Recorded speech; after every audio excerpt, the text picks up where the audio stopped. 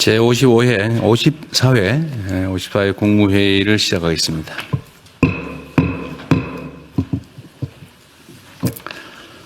네.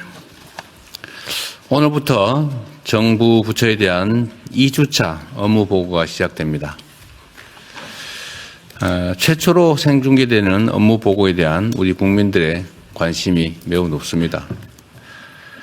물론 각 부처 공무원들 입장에서는 새로운 방식에 익숙하지 않을 수도 있고 또 예년과 같은 형태로 업무 보고하면 아마 편할 수도 있을 겁니다. 그런데 정책 과정이 투명하게 검증돼야 되고 또 그 과정에서 집단 지성이 모여야 정책에 대한 신뢰도도 커집니다. 그리고 국정의 완성도 또한 높아질 수 있습니다. 이번 정부에서 이전과 달리 국민들이 모두 지켜보는 가운데 업무 보고를 하게 하는 이유는 바로 이 때문입니다. 이 국정의 주체인 국민들에게 투명하게 공개돼야 국민 중심 국정 운영이라는 게 말에 그치지 않고 제대로 될 수가 있습니다. 그래야 국민 주권이라고 하는 것도 내실화될 수 있을 겁니다. 정부 각 부처는 이를 업무 보고 단계부터 실천하겠다라는 마음가짐으로 남은 업무 보고를 잘 준비해 주시기 바랍니다. 이런 것도 연습하다 보면 나중에 다 좋아집니다. 다른 모든 일도 마찬가지지만 이 국정이라고 하는 것도 결국은 사람이 하는 일입니다. 국민을 위한 정책을 만드는 것도 또 현장에서 이걸 잘 집행하는 것도 공직자 한 사람 한 사람의 헌신과 열정, 책임감이 없으면 불가능합니다. 그런데 안타깝게도 우리 공직사회는 현재 많은 어려움에 직면해 있는 것도 사실입니다. 행정 수요는 더 커지고 복잡해지는데 처우에서는 그에 미치지 못합니다. 그럼에도 현장에서 성실하게 또 충직하게 제 역할을 다하는 공직자들이 있기 때문에 대한민국이 오늘처럼 발전할 수 있었습니다. 그리고 또 더 발전하는 내일도 기약할 수 있을 겁니다. 공직자들의 특별한 헌신과 성과에 대한 특별한 보상을 하겠습니다. 공무원들이 자긍심을 가지고 일할 수 있게 해야 되겠습니다. 각 부처에서는 탁월한 성과를 내는 공무원들에게 그에 걸맞는 파격적인 포상이 이루어질 수 있도록 후속 조치들을 신속하게 추진하시기 바랍니다. 공직사회 처우 개선을 위한 추가적인 해법도 계속해서 연구 검토해 주시길 바랍니다. 우리 사회에 여러 가지 문제들이 있습니다만 그중에 제일 큰 근본적인 문제가 바로 양극화일 겁니다. 양극화는 모든 영역에서 있죠. 정치 영역, 사회 영역, 또 경제 영역에도 있습니다. 이 양극화를 해소하기는 못하더라도 완화해 나가려면 양적인 성장을 넘어서서 공정하고 지속 가능한 성장으로 정책 패러다임을 과감하게 전환해야 합니다. 이를 위해서 정부 정책과 함께 사회 구성원 간의 연대와 협력을 촉진하는 경제 생태계 구축이 무엇보다 중요합니다. 우리가 경제, 기업 그러면 돈을 벌기 위해서 하는 거지 라고 생각하지만 이윤 외에 다른 유인도 얼마든지 있습니다. 고용을 늘리는 또는 공익을 확장하는 그런 기업 활동, 경제 활동도 얼마든지 있을 수 있습니다. 그런 걸 우리는 보통 사회 경제 연대 또는 사회적 경제라고 부릅니다. 혼자서는 빨리 갈 수 있지만 멀리 가려면 함께 가라 이런 말도 있습니다. 정부는 협동조합, 그다음에 교육, 문화예술, 돌봄, 의료, 주거, 기후에너지 여러 다양한 분야에 걸쳐서 사회연대 경제 또는 사회적 경제를 활성화할 수 있는 방안들을 충분히 연구해 주시기 바랍니다. 제도도 조성해야 되고 거버넌스 정비도 해야 되고 정책 발굴도 해야 되고 이런 여러 가지 일들이 필요합니다. 속도를 좀 내주실 당부드립니다. 언제나 말씀드리지만 안 하는 것도 나쁘지만 지연되는 거, 너무 천천히 해서 하는지 마는지 알 수 없는 거, 또 임기는 제한되어 있는데 하다가 마는 거, 이런 것도 그렇게 바람직하지는 않다. 이 말씀을 다시 한번 드립니다. 신속한 정책 결정 입안들이 필요하겠습니다. 이상입니다. 이후 회의는 국무총리께서 진행해 주시겠습니다. 네. 현안 토의부터 하겠습니다. 오늘은 조금 전에 대통령님 말씀 중에 나왔던 사회연대 경제 통합 생태계 구축 방안을 주제로 현안 토의를 먼저 진행하겠습니다. 행정안전부 장관님 발제해 주시기 바랍니다. 네, 행정안전부에서 사회연대경제 활성화 방안을 보고 드리겠습니다. 보고 드리기에 앞서서 그 20대, 21대, 22대의 사회적 경제 기본법을 대표 발의했던 제가 이렇게 그 사회연대경제 활성화 방안을 보고 드리게 된 것을 대단히 영광스럽게. 이 와중에도 생색을 잘하셨습니다. 네, 먼저 추진 배경입니다. 사회연대 경제는 연대와 협력을 바탕으로 민주적인 운영을 통해 사회적 가치를 창출하고 지역사회를 혁신하는 경제 활동입니다. 돌봄, 양극화, 기후위기, 지방소멸 같은 복합적 사회 문제는 정부와 시장의 한계를 여신히 드러내고 있습니다. 이러한 문제를 극복하고 지속가능한 발전을 이루기 위해서는 사회연대경제를 우리 경제의 중요한 축으로 성장시켜야 할 것입니다. 이를 위해 주무부처인 행정안전부에서 사회연대경제의 이 총괄을 맡으면서 신규로 예산 118억 원을 편성했고, 또 노동부의 사회적 기업 지원 예산 1,180억 등 지난 정부에서 위축되었던 부처별 예산과 사업이 복원되었습니다. 앞으로는 부처별로 분절된 정책을 연계해서 범정부 종합대책을 수립하고 이것을 지방정부와 함께 역점적으로 추진해 나가도록 하겠습니다. 다음은 제도적 기반을 다지고 거버넌스를 구축해 나갈 계획이라는 말씀을 드립니다. 사회연대경제 기본법을 조속히 제정하여 통합적 지원 체계의 법적 기반을 구축하겠습니다. 정책의 총괄 조정과 현장 소통을 위한 범정부 협의체와 민간 자문단을 즉시 가동하고 법 시행 후에는 위원회를 운영할 예정입니다. 아울러 사회연대경제 조직 간 자원 공유를 위해 네트워크를 구축하는 한편 중앙지방협의체를 통해 지방정부와의 협력을 강화해 나가겠습니다. 지방정부에서 전담부서와 관련 조례가 운영될 수 있도록 적극 지원하겠습니다. 다음 페이지입니다. 아울러 사회연대 경제 조직에 대한 종합적 지원 방안을 마련하겠습니다. 사회연대 금융 활성화로 현장이 체감하는 변화를 만들겠습니다. 사회연대 경제 기업에 대한 자금 지원 제도를 개선하는 한편 보증한도 상향, 미소금융 대출 확대, 새마을금고 접근성 확대 등으로 실질적인 자금 공급이 원활히 이루어질 수 있도록 금융위원회와 함께 차질 없이 추진해 나가겠습니다. 다음으로 인증, 연구, 교육, 평가, 환류 등 사회연대경제 조직 관리와 운영의 전 단계를 내실화하겠습니다. 먼저 주관부처뿐만 아니라 관계부처와 지방정부를 통해서도 사회경제 주체에 대한 인증과 인증 취소를 할 수 있도록 개선하고 현장의 불편을 해소하며 관리의 효율성을 높이겠습니다. 아울러 사회연대경제 전문 연구 기능을 보강하고 공무원과 국민 대상 교육을 확대하는 한편 객관적 성과 측정 기준과 체계를 마련해서 우수한 사회연대경제 조직과 사업을 집중 육성할 수 있는 성과 연동형 지원 체계를 구축하겠습니다. 정부 전체의 역량을 결집한 지원 방안도 마련하겠습니다.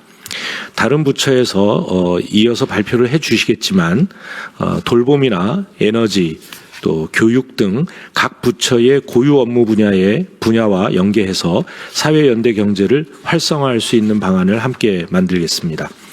특히 지방세를 감면하거나 공공조달 시 가점을 부여하는 등 부처별 정책을 연계하여 입체적으로 지원하고 사회연대 경제에 대한 공통적 통계 지표 개발과 데이터 관리로 과학적이고 세밀하게 정책을 추진하겠습니다. 다음 페이지입니다. 이를 바탕으로 사회연대경제를 지역사회 문제의 해법으로 적극 활용하겠습니다. 우선 공공서비스의 민간 위탁을 활성화하겠습니다. 위탁에 적합한 업무를 발굴하는 등 사회연대경제 조직을 공공서비스 공급 주체로 적극 활용하겠습니다. 또한 지역 중심의 사회연대경제 혁신 모델을 만들고 확산시키겠습니다. 사회연대경제 조직 간 연계 협력을 통해 지역 문제를 해결하고 공공서비스를 제공하는 혁신 모델 사업을 신규 추진하여 경영 컨설팅과 이 판로 개척 등 다각적인 지원을 통해 지역 생태계 활성화를 도모하겠습니다. 마지막으로 부처 협조 요청 사항입니다. 각 부처에서는 부처별 강점과 분야를 활용한 신규 과제를 적극 발굴해 주시고 각 조직에 대한 진행 방안도 마련해 주시기 바랍니다. 또한 정부, 지방, 공공기관 대상 평가 지표에 사회연대경제 관련 사항을 반영해 주시고 범정부 회의체에도 적극 참여해 주시기를 바랍니다. 행정안전부는 총괄부처로서 사회연대경제가 사회문제 해결과 지역사회 혁신에 이 앞장서는 핵심 주체로 자리 잡을 수 있도록 최선을 다하겠습니다. 네, 이상 보고 드렸습니다.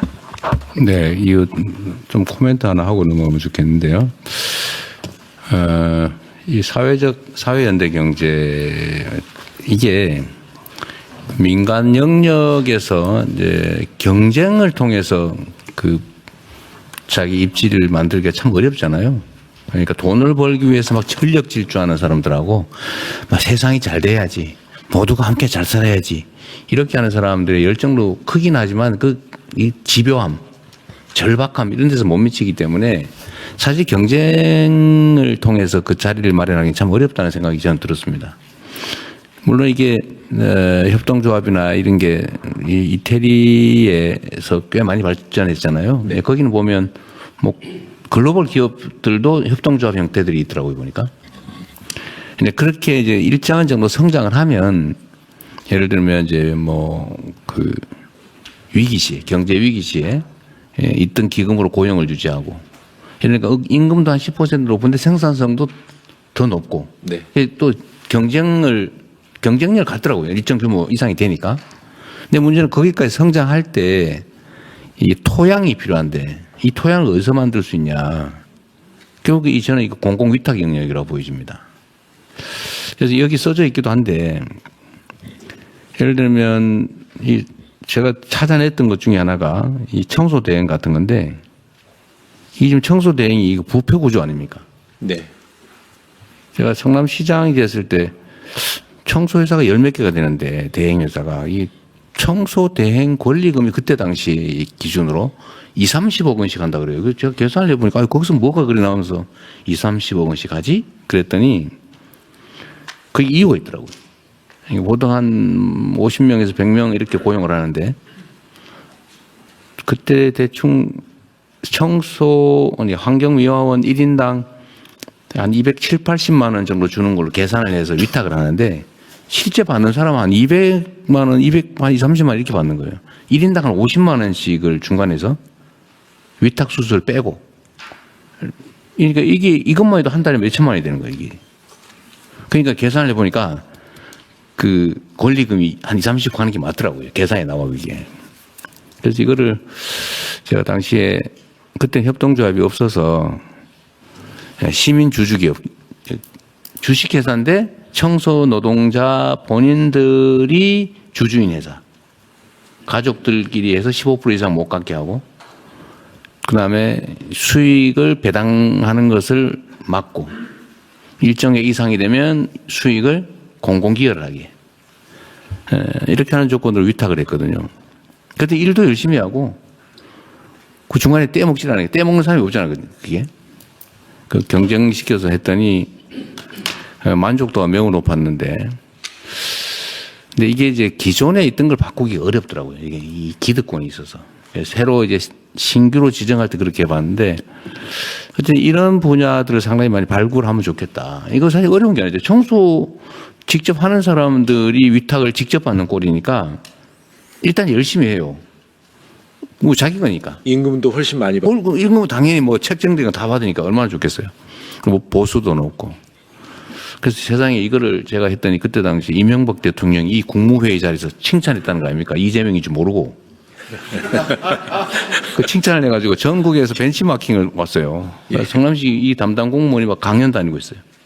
아주 뭐 행정학 교과서에도 안 나오면 혁신적인 사례다 이러더니 그랬더니 다음 해에는 입장을 완전히 바꿔가지고 여기에 저 민주노동당 소속 그 조합원이 있네.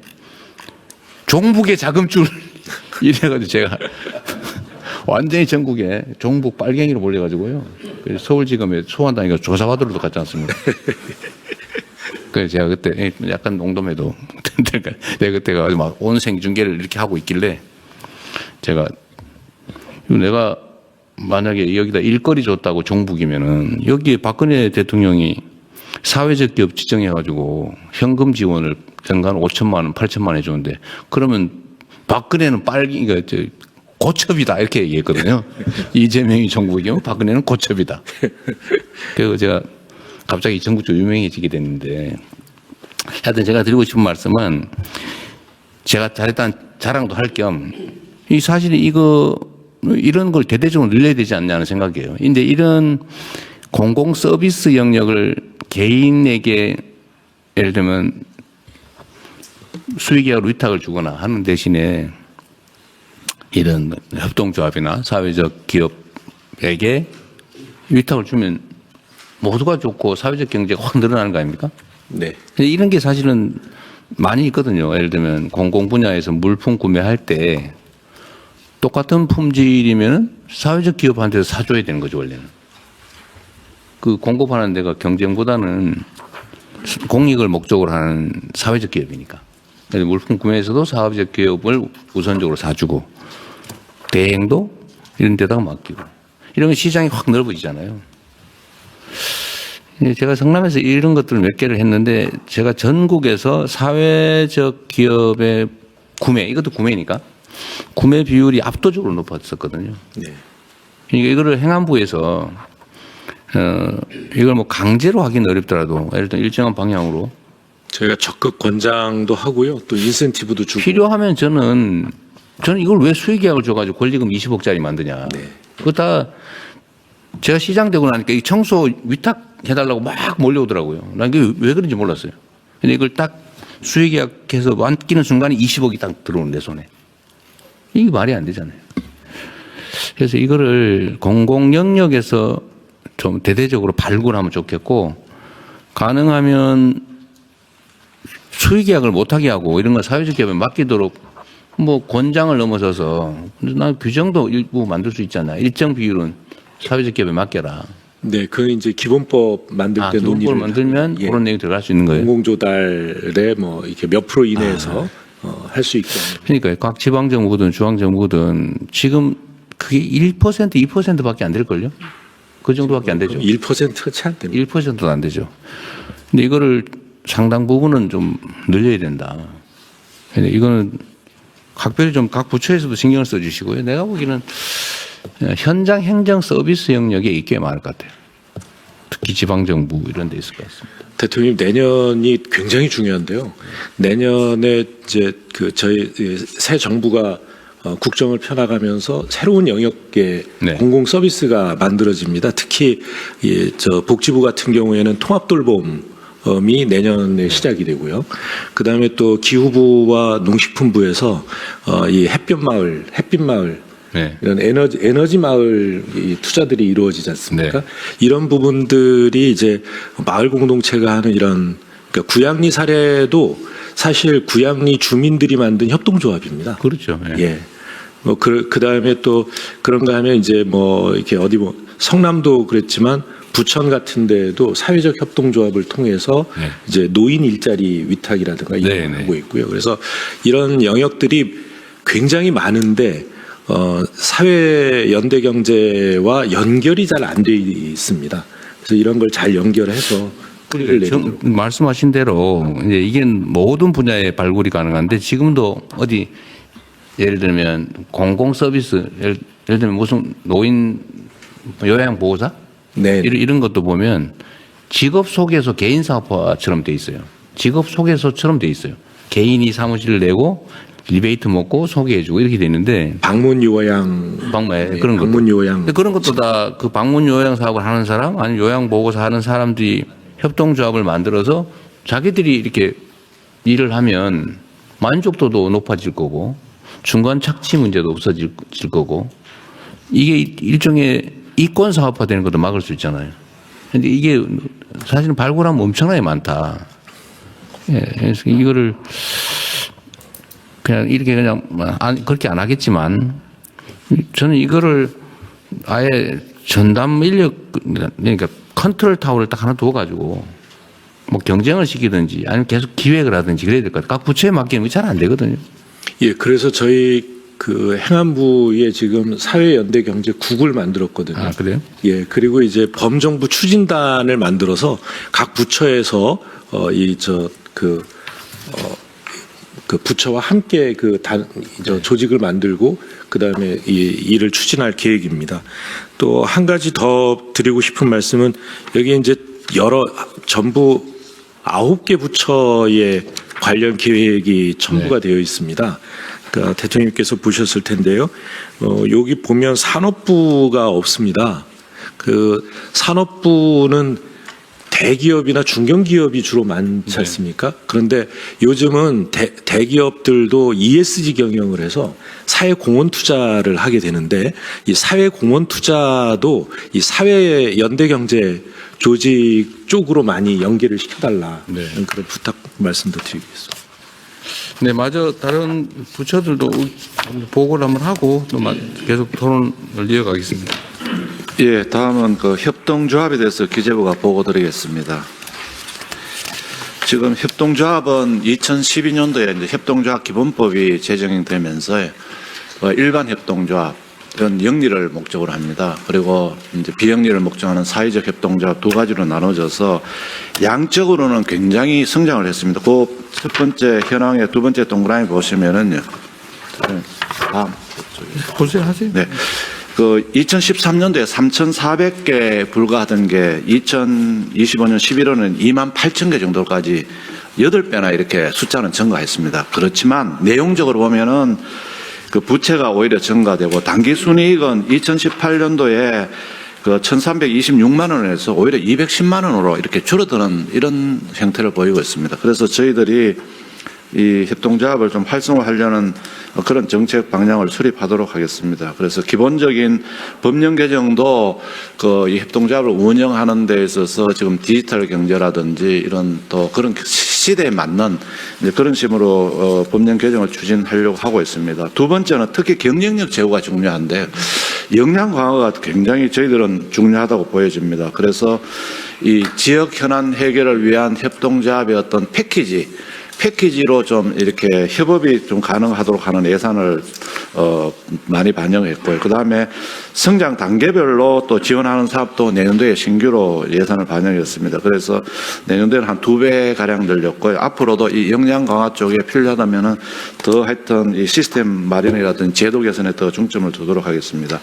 활동 영역에 있어서도 좀 전에 그 행안부 장관님 말씀하신 것처럼 돌봄, 의료 등 이 사회 서비스를 좀 넓히는 부분, 사회적 협동조합을 좀 강화하는 부분에도 좀 중점을 두고 이렇게 하도록 하겠습니다. 그리고 각 부처에서도 이 협동조합을 단순하게 대통령 말씀하신 것처럼 여기는 소규모 뭐 이런 식 차원이 아니고 글로벌로 또 이렇게 키울 수 있는 그런 역량 강화도 같이 이렇게 추진하도록 하겠습니다. 규제 개선도 좀 필요하다고 생각됩니다. 이 협동조합을 단순하게 그냥 지원하는 조직이 아니고 자생력을 가지고 좀 확 클 수 있는 기업, 그래서 글로벌 기업으로 나갈 수 있는 쪽으로 좀 활성화를 위한 제도 개선도 추진하겠습니다. 그래서 그 지금 협동조합 관련해서는 뭐 공정위, 농림부, 해수부, 산림청, 중기부, 행안부, 금융위 굉장히 많은 부처가 있습니다. 저희들이 일일이 각 부처별로 좀 해야 될 과제를 발굴해서 저희들이 그 기본 계획을 2026년에서 2028년 3개년 계획을 세우는데 이 기간 동안에 이재명 정부의 이 협동조합 발전 진짜 기본 계획을 제대로 세워서 관계부처가 이 같이 협업을 통해서 한 방향으로 나갈 수 있는 그런 작업을 추진하도록 하겠습니다. 이상 보고를 마치겠습니다. 네. 이게 오늘 부처 보고가 많아서 지금 요 협동조합 사회적 연대 관련한 부분은 각 부처에서 핵심 중심으로 좀 좀 해주셨으면 좋겠습니다. 교육부 말씀하실 거 있는가요?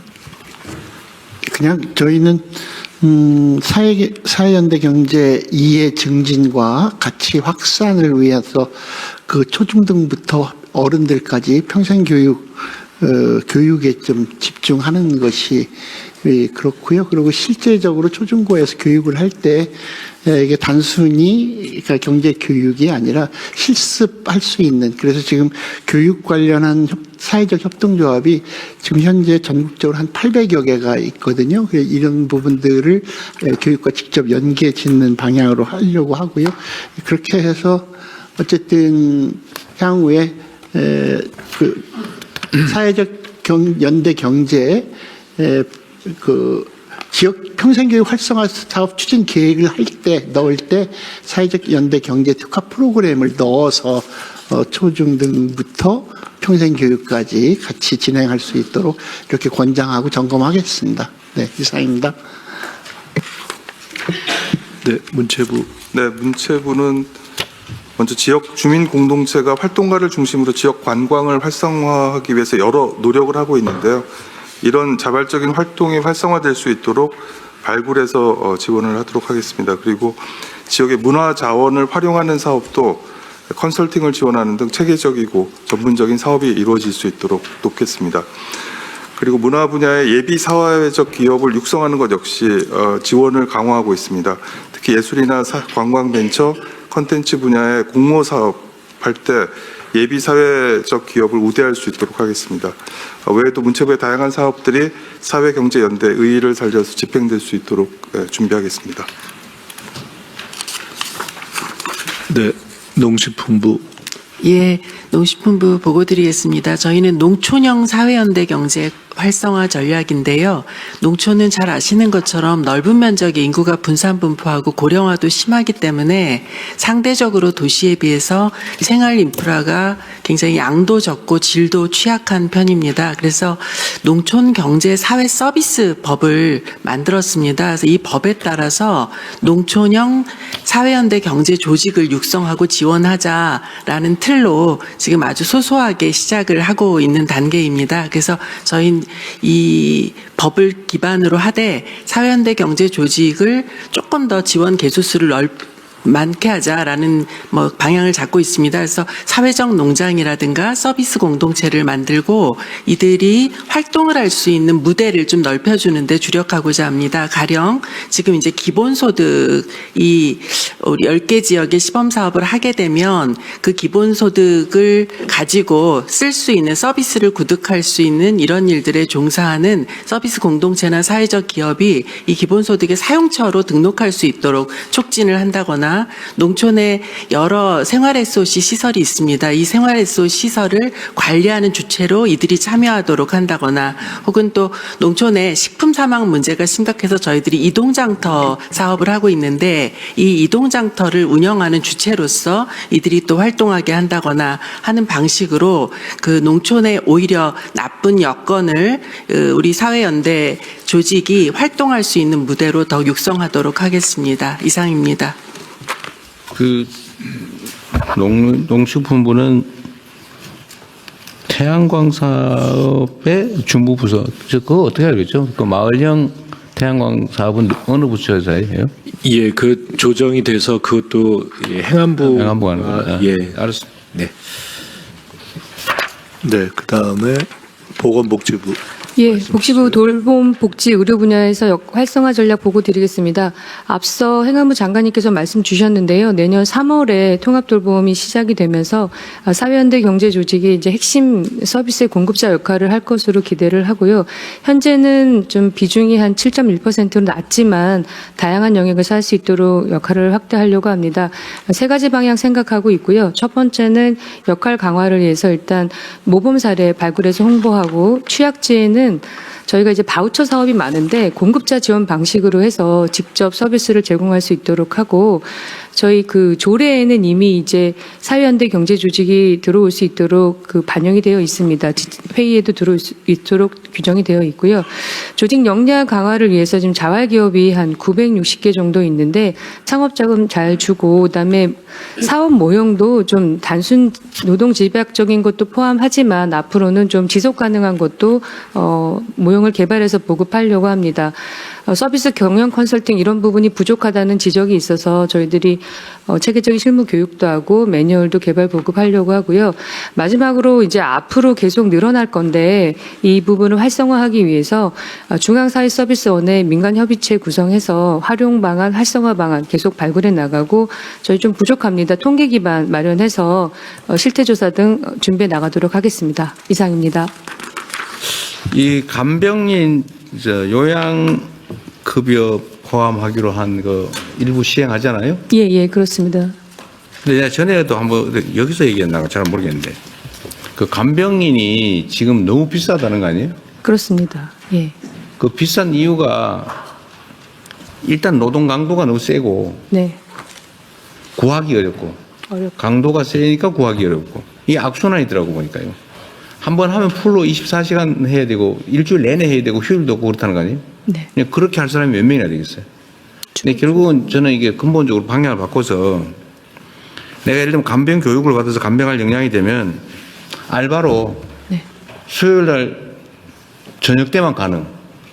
시간제로. 4시간. 네. 시간당 단가 얼마. 근데 쪼개지잖아요. 쪼개지면은 하기가 어렵잖아요, 사실. 그 수요가 또 없잖아요. 근데 이거를 결국은 묶어야 된다는 거예요. 소위 플랫폼이 커지면 나는 2시간, 알바 삼아 2시간 할래. 이럴 수 있잖아요. 많기만 하면. 결국은 이것도 일종의 이제 통합적인 협동조합 형태를 만들든지 아니면 조합원으로 가입해서 나는 무슨 요일에 몇 시간 이게 분량이 많아지면 교육을 충분히 시켜서 할 수 있는 사람 중에서 쪼개서 하면 좀 싸게 공급할 수 있을 것 같아요. 예, 대통령 지금 자활기업이 일부 그런 방식으로 하는데 말씀하신 대로 노동의 형태는 그냥 24시간. 24시간로 못 구하잖아요, 사람. 예, 플랫폼을 묶어서 여러 사람들이 시간대를 넣게 하고 그렇게 돌려서 네. 노동 강도를 좀. 나는 예를 들면 월요일 날 오후 월요일 날 저녁 때만 가능한데 지역은 예를 들면 서울의 강북이다. 그 알바 뛰는 사람들 입장에서는 네. 사실은 그 10,000원, 11,000원 받고 알바 뛰는 것보다는 간병하면 훨씬 더 많이 주잖아요. 네, 많이 받습니다. 그리고 간병 수요도 좀 모아가지고 한 명 하면 비싼데 하루 종일 한 사람 붙어 있는 건 아니잖아요. 꼭 보고 이 사람 해주고 이렇게 몇 명을 동시에 할 수 있지 않습니까? 네. 요양병원 같은 데 가면 그래 돼 있을 가능성이 있는데. 맞습니다. 네. 그러면 이 수요하고 공급을 크게 플랫폼 형태로 모으면 네. 제가 보기엔 효율적으로 싸게 운영이 가능할 것 같아요. 일자리도 좀 만들고. 네, 지금 요양병원 간병비 급여화 사업을 저희가 이제 추진하려고 하는데 말씀하신 대로 그런 방식으로 좀 생각을 좀 바꿔 지금은 아예 간병할 사람을 모아가지고 그 사람은 풀로 일하는 사람을 대전제를 하고 있는 것 같아요, 느낌이. 네. 시간제를 안 한단 말이에요. 이거는 엄청난 전문적 역량이 필요한 건 아니고 최소한 기본적 교육은 받아야 되겠지만 예. 웬간하면 다 수행할 수 있잖아요. 그러니까 이걸 풀 일자리로 만들면 내가 보기엔 비싸서 운영이 안 될 것 같습니다. 사람도 구하기 어렵고 돈도 엄청나게 들고 결국은 생각을 통째로 바꿔야 되지 않을까 싶어요.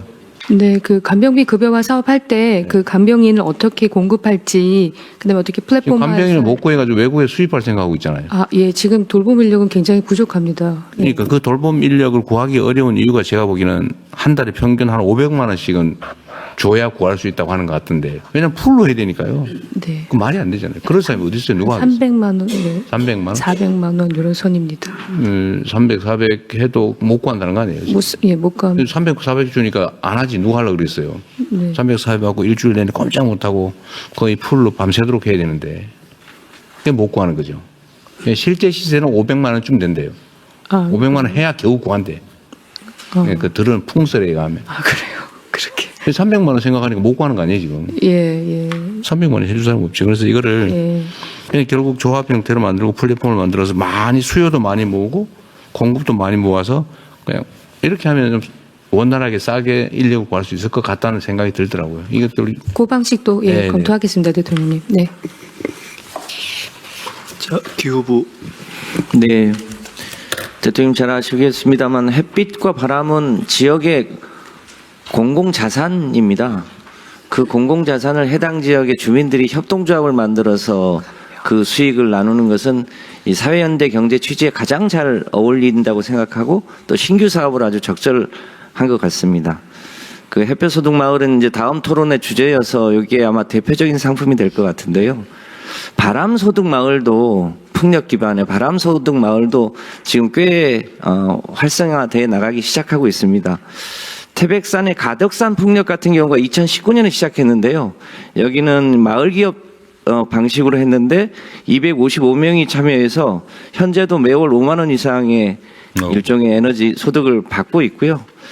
그제 전남 해상풍력 이건 SK가 주도하는 건데 여기는 주민들이 약 한 340억 정도를 은행에서 대출받아가지고 채권형 협동조합을 만들어서 하는데 월 한 20만 원 정도의 바람소득을 받을 수 있게 되어 있습니다. 다른 해외에서도 지자체나 지방정부나 주민들이 직접 하는 사례들이 굉장히 많이 있어서 요 바람소득 마을도 주요하게 사회연대 경제 모델로 삼으면 좋겠고요. 최근에 이제 영덕에서 산불이 났는데 그 영덕 산불난 지역의 그 군수님이 우리 산불난 지역에 나무 심지 말고 풍력하게 해달라. 그리고 그것을 지금은 주민 참여형인데요. 왜냐하면 풍력이 비싸니까 아예 이거를 주민이 주도하고 사업자가 건설만 해주는 그런 방식으로 더 많은 이익을 주민들이 쉐어할 수 있도록 그런 모델로 해달라는 요청도 있습니다. 그래서 그런 모델을 확산하면 좋을 것 같고요. 그 아래쪽에 이익이 남는 건 확실하니까 군이 책임지고 하면 되겠네요. 네, 그럴 수 있습니다.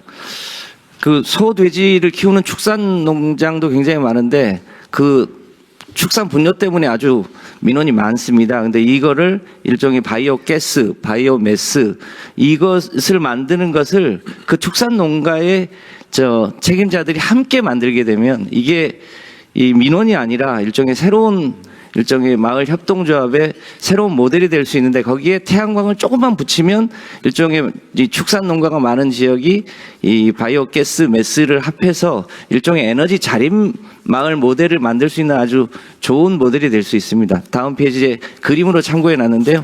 이런 모델들을 확산해 나가면 사회연대 경제에 아주 좋은 모델이 될 수 있을 거라고 봅니다. 네. 이상입니다.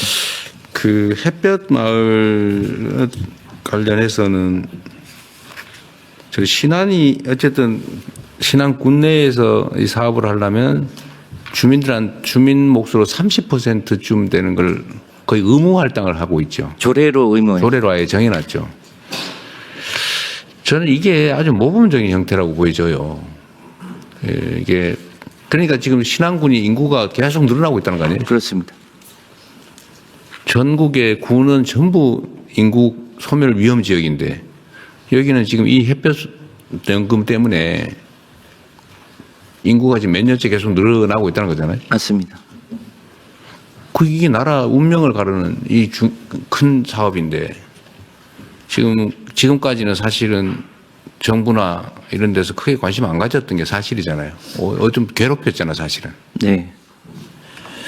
이거를 전국적으로 좀 확산 속도를 좀 빨리 하면 좋겠고요. 네. 제가 그냥 하나 추천 하나 드리면, 이거 다른 군단이나 아니면 마을에도 확산해야 되거든요.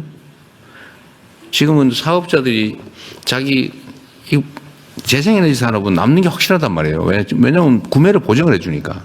네, 그냥 구매 보증되고 있잖아요. 그러니까 이게 아는 사람이 알아가지고 이걸 일종의 알바끼처럼 선점하고 다니는 사람들도 있어요, 보니까. 왜 그렇게 하냐고요. 그러니까 사업자 모델보다는 주민들이 하게 협동조합 차원으로 하는 게 훨씬. 그래서 이거를 역량 있는 공직자들이 많겠지만 그 신안군에 이거 담당 국장이 엄청 똑똑한 것 같아요. 어디서 지나가다 우연히 봤는데 그 아예 데리다가 한번 쓰든지 그것도 검토해 보십시오. 그러겠습니다. 누군지는 모르겠는데 보니까 어디 인터뷰하는 거 보니까 엄청 똑똑한 것 같아요. 네.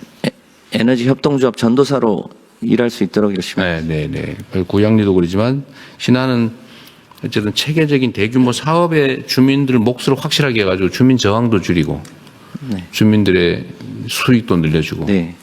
그다음에 이게 주민들이 참여할 때 자기 돈 있어야 하는 거 아니잖아요. 은행 대출 또 은행들 펀딩에서 다 하고 자기 이름만 내가 빌려서 투자하면 되는 거잖아요. 그렇습니다. 내 개인 돈이 있어야 되는 것도 아니고. 그리고 그런 거 빼고도 지금 이렇게 남는다는 거 아닙니까? 네. 이자 다 빼고도. 그냥 담보 있어야 되는 것도 아니고. 그래서 그거는 좀 더 신속하게 확대하면 좋겠고, 여기 마을이 38,000개라는데. 리 단위가 38,000개입니다. 38,000개인데. 이가 38,000리예요? 네. 그리고 리에 가면 보통 골짜기가 몇 개 있잖아요. 마을이 몇 개지? 이 마을 수가, 그 마을은 더 많겠네? 리 단위 안에 작은 마을로 치면 세 개만 있다고 쳐도 네. 10만 개네? 10만 개 정도 될 수 있습니다. 근데 겨우 2030년까지 500개 하겠다 그런단 말이에요? 이상 하겠다. 아니, 한 해에 500개, 2,500개 이상 아이, 쪼잖아요. 왜 그러세요? 한 10,000개. 아니, 남는 게 확실하잖아요. 10,000개 이상. 아니, 재생에너지가 부족하고 수입 대체도 해야 되고 공기 이거는 무한하고 햇빛, 태양은 햇빛. 그다음에 동네 그 남는 공공용지, 네. 노는 땅, 하다못해 도로, 공터, 하천, 논둑, 밭둑 등등 아니면 노는 묵은 땅, 밭 엄청 많잖아요. 네, 그렇습니다. 이거 빨리빨리 개발해가지고 수입 대체도 하고 재생에너지도 늘리고 지금 에너지 부족 사태가 곧 벌어질 텐데 빨리 해야 되잖아요. 어쨌든 제일 문제는 개통 연결이 안 된다. 지금 송전이 안 된다 그 말이잖아요. 네, 개통도 충분히 보완해 가면서 하면 개통 그러니까요. 때문에 안 되는 일이 없도록 ESS 연계하면 충분히 할 수 있을 것 같습니다. 그러니까 개미들이 살게 해주세요. 네. 그래야 국민들이 서민들이 살지. 네. 그 농축산부도 마찬가지입니다. 예, 이거 속도를 좀 내세요. 예. 그 무슨 30년까지 3,000개 그러지 말고 쪼잔하게. 대통령님, 그 햇빛 소득 마을 저희가 30년까지 500개 한 것은 최소한의 농지 저수지 활용한 모델이었고요. 지금 이제 기후부나 행안부랑 같이 하면서 그 양은 네, 점점 네. 대폭 확대해 나가겠습니다. 그렇죠. 산업부도 지금 특히 한전 관할하잖아요. 산업부 어디 가세요? 기후부가 담당. 아, 그렇지. 글로 갔죠. 네. 그 이제 빨리 송전망 확보하세요. 그렇게 하겠습니다. 그리고 꼭 한전 돈으로 안 해도 되잖아요. 송전 SP만 시스템도 마찬가지로 네. 구매가 보장되는 거 아닙니까? 네. 그 왜 한전이 빚내가지고 할 생각이에요? 그동안 민간 자본들 국민들한테 투자 기회를 주세요. 국민들은 투자할 데가 없어서 그렇지 않습니까? 지금 돈이 없는 시대가 아니고 연결이 안 될 뿐이잖아요. 국민들도 투자하러 지금 미국 시장까지 가는데 현재는 법상 불가능한데요. 그 개정 입법이 발의돼 있고 내년 초에 입법안이 확정되면 국민 참여가 민간에 될 수 있도록 하겠습니다. 일정에게 수익을 보장을 해주고 민간에 있는 자금 모아서 대규모로 송전시설 건설하고 수익은 보장이 되지 않습니까? 네. 왜 그 놔두고 한전에서 비칠 생각을 자꾸 하나 모르겠어요. 그게 자칫 민영화 논란으로 확산되는 바람에 그동안 못했는데요. 그 문제가 발상을 바꾸면 얼마든지 할 수 그러니까. 있어서 곧 법을 바꿀 예정입니다. 그래서 이 민영화라고 하는 게 결국 개인에게 특정 사업자한테 특혜를 주니까 문제죠. 국민 모두에게 기회를 주는 펀드 형태는 네. 그럼 민영화하고 다르죠. 그건 그야말로 완벽한 공공화죠. 국민들에게 기회를 주는 거니까. 네. 근데 예를 들면 특정 기업, 특정 개인한테 이권 사업으로 주는 게 문제지. 한전보다 국민 모두에게 기회를 주는 건 훨씬 더 공익적이죠. 네. 그러니까 이것도 국민한테 설명을 하시고. 그렇게 하겠습니다. 네, 다음 고용노동부. 네, 고용노동부 사회적 기업 활성화 전략은 크게 생태계 회복과 사회적 기업 지속 성장 두 가지에 초점을 맞추고 추진하려고 합니다. 먼저 저희가 창업 지원이라든지 고용 창출 인권 비전 이런 사업들이 없었는데 이런 사업에 대한 예산을 복원해서 이거를 통해서 사회적 기업이 좀 더 초기에 많이 창업될 수 있도록 하려고 합니다. 그래서 사회적 기업이 지역 조직과 연대해서 일자리, 돌봄 이런 특화된 문제에 대해서 관련돼서 협업해서 이런 문제를 해결하고 그 성과를 저희가 사회적 화폐 가치로 환원해서 이거에 인센티브를 좀 주는 이런 사업들도 신설하고자 합니다. 아울러서 그간 지난 정부에서 민간 지원 조직이 다 지원 기능이 폐지됐었는데 이런 전문성을 갖춘 민간 기관에서 창업 컨설팅 이런 지원들을 할 수 있도록 하는 사업들도 활성화하고자 합니다. 사회적 기업의 가장 큰 특징이 이윤이 나면 3분의 2를 사회적 목적에 다시 재투자하도록 되어 있습니다. 그래서 이를 활용해서 공제기금을 신설하는 등 해서 자생력을 갖출 수 있는 이런 제도도 만들려고 합니다. 이런 정책들을 연내 발표하고 저희가 내년 초부터 신속하게 속도감 있게 추진하도록 하겠습니다.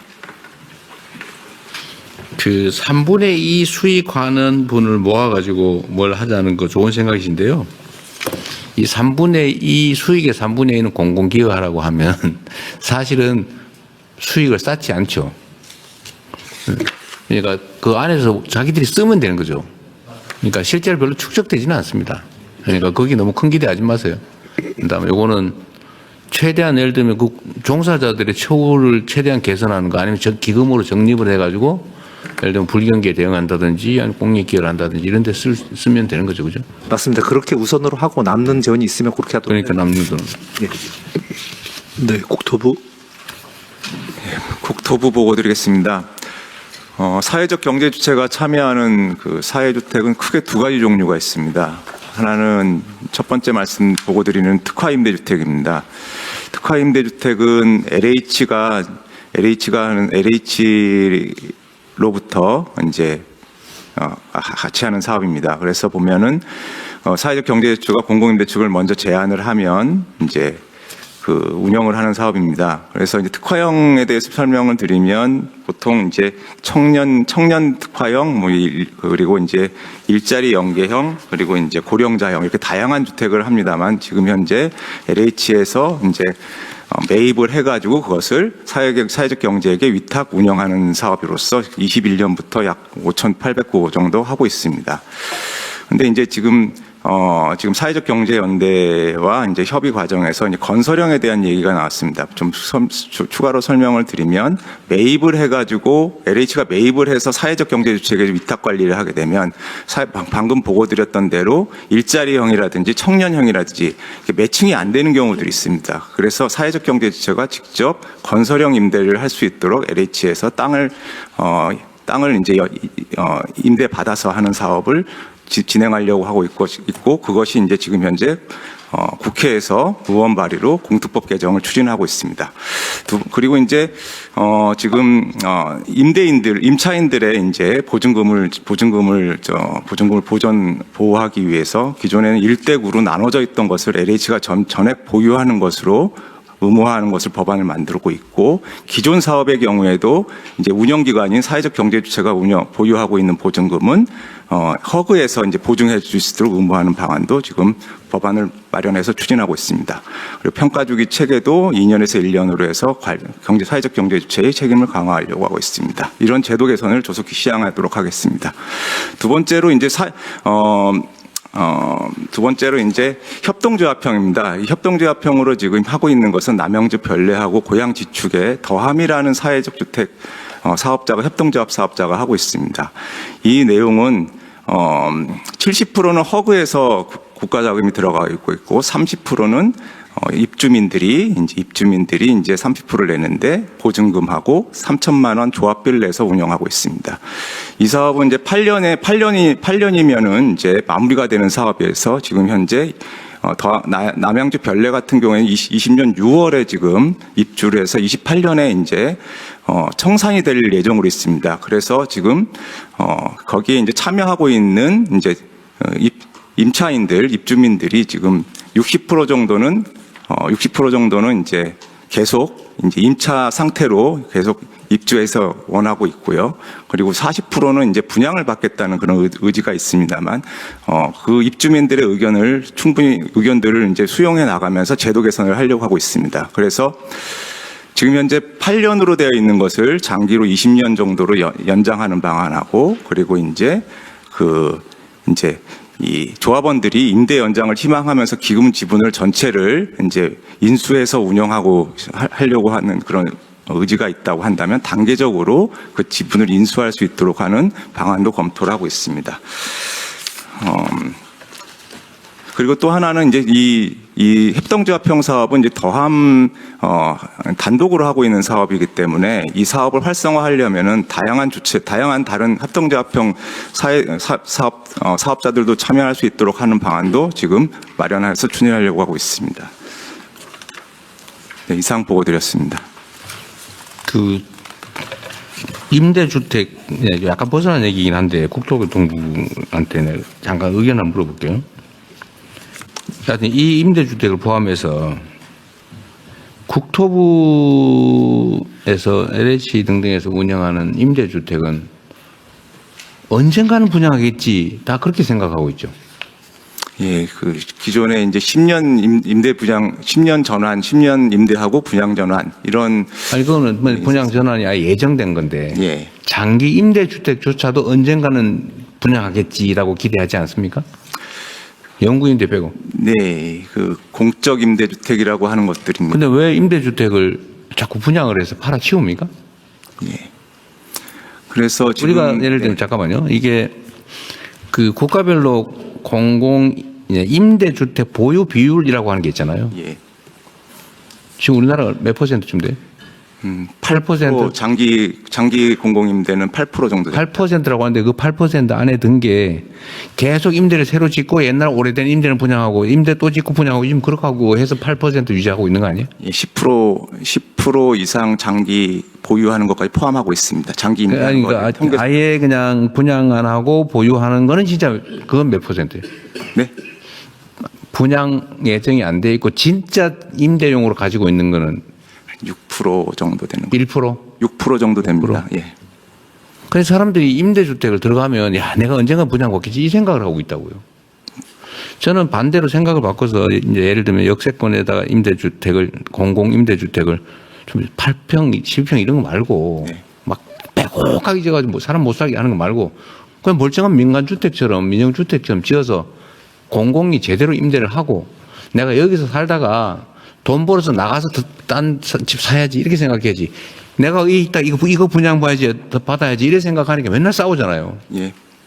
분양 투쟁하고 분양 가격 투쟁하고 이거 좀 바꿔야 되겠다. 예. 국토부 입장에서 보면 그거 어떠세요? 그러니까 지금 기존에 30% 했던 것을 40% 지금 50%까지 확대를 했습니다. LH. 예, 그렇게 지금 물론 이제 LH의 사업성도 검토를 해야겠지만 대통령께서 말씀하셨던 대로 공공임대주택 비율을 지금 50%까지 확대를 하는 작업을 50%는 어떤 뭘 기준으로 50%예요? 영국 같은 경우에 지금 영국의 지금 노동당 정부가 8%를 50%로 올린다는 거예요? 아닙니다. LH가 공급하는 주택 중에서. 예. 하여튼 그냥 가짜 임대 말고요. 그리고 소위 가짜 임대라고 그러잖아요. 예, 그리고 말로는 임대인데 실제로는 분양이에요. 대통령께 지난 금요일 업무 보고 드렸지만은 공공임대주택 비율도 물론 공적 임대에 들어가 있습니다만 10% 이상 확대하겠다는 보고도 드렸습니다. 네. 요거 또 아까 보니까 임대 기간이 지나서 뭐 분양 얘기가 나와서 한번 얘기해 본 거예요. 굳이 그럴 필요가 있나 하는 생각이 듭니다. 알겠습니다. 다른 사람한테도 그 좋은 공공임대에 살 기회를 줘야지. 자기가 좋은 공공임대 살다가 내가 아예 영구적으로 내가 가져야지 이게 아니고 예. 내가 여기서 한 10년, 20년 살았으면 다음 후세대도 거기서 그렇게 똑같이 살고 돈 모을 수 있는 기회를 줘야 될 거 아닙니까? 예. 그래야 그만 내 집 안 사면 난 죽어 망해 이런 생각을 줄일 수 있을 것 같아요. 그래서 지금 보고드린 협동조합 같은 경우에도 8년 임대했던 것을 20년 이상 연장하는 그 제도 개선을 추진하려고 하고 있습니다. 잘하셨네요. 네. 네, 중소벤처기업부. 네, 보고 드리겠습니다. 중기부는 사회연대 경제 부분에서는 그 기업, 벤처기업이긴 하지만 사회적 문제를 해결하겠다고 하는 소셜벤처 관련된 부분들을 좀 집중 육성하는 정책들을 정리했습니다. 지난 정부에서 소셜벤처 관련된 정책 지원이나 임팩트 펀드 관련된 부분들이 굉장히 많이 줄었어서 이 부분들을 좀 다시 확대를 하고요. 또 민간은행하고 협업해서 임팩트 보증도 향후 5년간에 총 7,500억 원까지 신규로 공급할 계획입니다. 그리고 민간 투자에 매칭해서 소셜벤처와 사회연대경제 기업의 R&D와 사업화 자금을 지원하는 팁스 관련된 부분에서도 소셜벤처 영역을 새로 만들 예정입니다. 이거는 현장 간담회에서도 나왔던 얘기입니다. ESG 부분 신설해달라는 얘기들. 그래서 이 부분은 정책 반영해서 2026년부터 지원하도록 할 예정인데요. 이거 하면서 느낀 건데 기존에 저희가 팁스나 벤처기업을 평가했던 기준과 소셜벤처 관련된 평가 기준을 같이 넣을 수 없어서 이 부분에 대한 기준들도 별도로 마련하는 것들 지금 안에서 정리하고 있습니다. 두 번째로는 그 중소기업인 경우는 그 중기부가 갖고 있는 보증과 용저와 관련된 여러 정책 자금들을 쓸 수 있기 때문에 이 부분에 대해서 각 부처에서 사회연대경제 기업으로 인증한 기업에 대한 전용 정책 자금을 신설했습니다. 그래서 지역 그리고 지역 신보에서 사회적 경제기업 특례 보증도 250억 원 규모로 별도로 공급할 예정입니다. 그리고 아까 협동조합 관련해서 말씀 주셨는데 현재 최근에 골목형 상점가들이 협동조합을 구성해서 여기 별도로 개별 상인으로 남지 않고 주변에 그 아파트 주민까지 협동조합으로 개설하는 사례들이 많아지고 있어서 이 부분도 좀 그 활발하게 만들면 저희가 전통시장을 지원하는 것 같은 화재 공제 이런 지원들도 가능해져서 이런 협동조합 관련된 부분들도 좀 적극적으로 지원하고 만들어갈 예정입니다. 네, 이상입니다. 네, 다음 금융위원회. 네, 보고 드리겠습니다. 금융위원회는 지속적인 자금 공급을 통해 사회연대경제조직 활성화를 뒷받침하고 있습니다. 세 가지 축인데요. 자금 공급은 첫 번째는 정책금융기관을 통해서 마중물 역할을 강화하고 있습니다. 구체적으로는 미소금융을 통해 사회연대경제조직 대출을 계속 확대해 나가고 있고요. 두 번째로는 신용보증기금이 별도의 프로그램인 사회연대경제조직 전용 보증 프로그램이 있는데 우대 보증도 더 높이고 공급량도 더 늘려나가도록 하겠습니다. 네, 두 번째는 상호금융입니다. 신협, 농협, 축협인데 여기는 말 그대로 협동조합이기 때문에 본연의 기능을 통해서 자금 공급을 더 확대하겠습니다. 특히 신협 같은 경우는 중앙회에 사회적 경제지원기금 100억 원을 이미 조성을 했고요. 이 돈을 통해서 지금 계속해서 지원을 확대해 나가고 있습니다. 그다음에 개별 신협 차원에서도 이 사회적 경제 조직에게 출자할 수 있도록 그 법적 근거를 만들 수 있도록 지금 법안 국회에서 지금 노력하고 있습니다. 세 번째는 민간의 힘입니다. 그래서 민간이 대출뿐만 아니라 투자, 지금 성장 사다리 펀드에서 사회 투자 펀드가 있는데 이 펀드를 통해서 사회적으로 가치 있는 분야에 계속해서 투자를 확대해 나가도록 하겠습니다. 가장 대표적인 예가 살펴보니까 고요한 모빌리티라고 해서 청각 장애인분들을 기사로 고용해서 택시 회사를 운영하는 건데 굉장히 성과도 있고 투자도 많이 성공적입니다. 네, 마지막으로는 이제 은행이라든지 기존 금융기관들도 사회연대 조직에 자금을 좀 공급할 수 있도록 인센티브나 규제 이런 제도들도 좀 바꿔가도록 하겠습니다. 네, 이상입니다. 그 마지막에 말씀하신 게 제일 중요한 부분 같거든요. 그 민간 금융기관들 제가 계속 반복적으로 얘기를 하는데 금융이라고 하는 것은 개인이 돈 모아가지고 돈을 빌려주거나 아니면 그야말로 자기가 예금 받아가지고 하는 것도 있지만 사실은 매우 중요한 건 국가 발권력을 활용하는 거잖아요. 근데 거기서 기본적으로 공공적 영업을 하는 건데 독점이고 사실은 인가를 제한하잖아요. 독점 또는 과점이잖아요. 과점. 근데 이 지위를 이용해서 너무 쉽게 영업하고 그 어려운 사람들은 다 등급 정말 다 정말 세세하게 해가지고 진짜 힘없는 사람은 진짜 필요한데 거긴 돈 안 빌려주고 빌려주면 막 비싸게 겨우 빌려주고 이거는 공동체의 원리에 기본적으로 좀 벗어나는 측면이 있어서 그걸 적절히 조정을 해야 될 거 아닙니까? 뭐 자본주의 사회 시장 경제 체제에서 뭐 능력 되는 사람 많이 빌려주고 뭐 그렇게 하는 거 이해는 하는데 그렇다고 그것만 주가 되면 안 된다는 거예요. 이게 개인 사업이 아니니까. 이 공공적 기능, 공적 기능도 충분히 강화해야 되겠다는 생각을 하거든요. 예를 들어 뭐 그냥 기부하라는 게 아니고 예를 들면 이런 분야에 대한 대출을 늘리는 것도 공익 기여 아닙니까? 최대한 많이 남겨가지고 최대한 많이 배당하고 그것만이 능사는 아니다. 최소한 금융 영역은 그런 것 같습니다.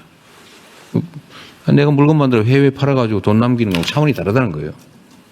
어쩔 수 없는 국가 시스템을 이용하는 영업이잖아요. 그래서 여기는 공적 기능을 최대한 좀 강화하도록 하고 그냥 선의에 기대는 것도 필요하겠지만 제도화하는 것도 많이 고민해야 될 것 같아요. 좀 다른 나라는 어떻게 하는지 좀 연구도 좀 많이 하시고 잘 하시겠지만 어쨌든 계속 드는 안타까움은 국가의 국민들의 비전 늘어나가는데 이자 뭐 좀 올리려고 그러니까 그 가계 부담이 커진다고 막 걱정 난리 아닙니까? 가계부채가 2,000조라 그래? 2,000조? 지금 100% 넘었으니까 2,500조쯤 되는 거예요? 그 정도까지는 아닙니다. 네. 1,000조? 가계부채가 2,000조, 1,800조 정도. 1,800조. 네. 1,800조에 1% 이자가 늘어나면은 1% 하면 18조 원인가요? 네네. 그죠? 18조 원, 이 숫자가 18조가 좀 쉽게 말할 수 있는 거지. 엄청난 돈이죠. 가계 부담으로 치면. 근데 그 빚이 너무 많은데. 하여튼 오로지 가계에다 모든 걸 책임을 전가할 거냐. 또는 이 사회적 경제 이 분야도 공적 기능이 있으면 여기 좀 많이 빌려주거나 좀 후하게 빌려주면 좋겠는데. 이거 띄어먹힐 가능성이 꽤 높잖아. 그죠? 내가 보기 잘 안 할 것 같아. 그래, 이런 것도 감당을 좀 일부는 해줘야 되지 않냐. 그 생각이 드는 겁니다. 근데 제도화하는 것도 많이 연구해 주세요. 네, 말씀하신 대로 금융이 공적 기능에 비해서 그 국민들의 눈높이에 미치지 못하는 부분이 있기 때문에 이런 부분 제도화까지 포함해서 강구해 나가겠습니다. 네네. 네, 저 행안부에서 조금 한 말씀 더 드리겠습니다. 금융위 특히 이제 다른 부처 다 말씀 잘 해주셔서 감사드리고요. 금융위는 특히 협동조합, 그러니까 농협, 수협, 그다음에 신협 등 이 협동조합들은 각각의 법에 그러니까 이런 사회연대 경제 주체 간의 협력 의무 조항이 있습니다. 법률에. 협동조합은 협동조합 간 협력. 본질적 기능이죠. 예. 그리고 거기에 더해서 또 이익이 나오면 지역사회와 에 기여하라라고 하는 것도 의무로 법률적 의무로 부과되어 있습니다. 그래서 그런 부분들이 일반 금융기관도 이 사회연대 경제에 기여를 해주면 고맙습니다만 기본적으로 사회연대 금융의 역할을 가지고 있는 금융기관들에 대해서 그 법적인 의무를 다할 수 있도록 좀 지도를 해주시면 고맙겠다는 말씀드리고요. 네. 또 하나는 예를 들어서 생협 같은 데가 공제의 조합을 만들어서 서로 힘들어지면 돕겠다라고 하는데 그 공제가 일종의 이제 금융업으로 봐서 이제 금융위원회의 승인을 못 받습니다. 그러니까 협동조합들이 그런 서로 이 수익이 남으면 그 수익을 가지고 공제를 만들 수 있거든요. 그래서 서로 돕겠다고 하는데 그런 부분에 대해서도 좀 긍정적으로 검토를 해주신다고요? 네, 지금까지 못 해왔습니다. 일종의 개인데. 예. 협동조합 간 개 같은 거 아닙니까? 네. 그걸 못하게 할 이유가 없어 보이는데. 그럼 따로 한번 검토를 해서 상의해서 잘 해결되면 모르겠고 잘 해결 안 되면 저한테 보고 있어요. 네, 알겠습니다. 그리고 마지막으로 이제 부처 간의 사회 연대 경제와 사회적 경제를 혼용하고 계신데요. 2023년도에 유엔이 그러니까 총회 결의로 사회 연대 경제 활성화에 관한 그 유엔 결의안을 채택을 합니다. 그래서 그 이후로 사회적 경제에 대한 명칭을 사회 연대 경제로 바꾸게 됐다는 말씀을 드립니다. 이름을 왜 바꿨나 그랬더니 그런 이유가 있군요. 네, 알겠습니다. 그래서 앞으로 사회 연대 경제로 통일을 해주시면 고맙겠습니다. 이상입니다. 추가로 법제처장입니다. 사회연대 경제기본법과 관련해서 몇 가지 간단히 말씀드리겠습니다. 아시는 것처럼 19대부터 21대까지 계속 발의됐는데 10여 개 법안이 다 폐기됐습니다. 주요 세 가지가 문제가 이제 지적이 되고 있는데 일단 개별법들이 다 있는데 그러니까 사회적 기업 육성법, 그다음에 협동조합 기본법, 마을기업법 다 있는데 이게 결국 옥상옥이 되는 거 아니냐. 그리고 그 규율 대상과 관련해서 농협, 수협, 그리고 신협, 새마을 금고까지 그러니까 사실상 금융기관이 돼버린 이런 그 기관들까지도 규율 대상으로 하는데 이런 기관들의 경우에는 사실은 재무 건전성 추구하는 것이 오히려 더 중요할 수도 있는데 여기에다 포섭해서 규율을 하게 되면은 규율 방향이 흐트러지게 되는 문제점이 있다는 것이 지적되고 있습니다. 또 마지막으로 그 주관 그 부처와 관련해서 현재 국회에 제출되어 있는 법안이 세 가지가 있는데 주간 부서가 기획재정부 장관으로 되어 있는 게 2개이고 하나는 중소벤처장관으로 되어 있습니다. 근데 이게 여기서 보는 것처럼 한 10여 개 부처가 관련이 되어 있는데 성격상으로는 어떻게 보면은 총리실에서 주관하는 게 더 맞지 않을까 하는 그런 점도 있습니다. 이상.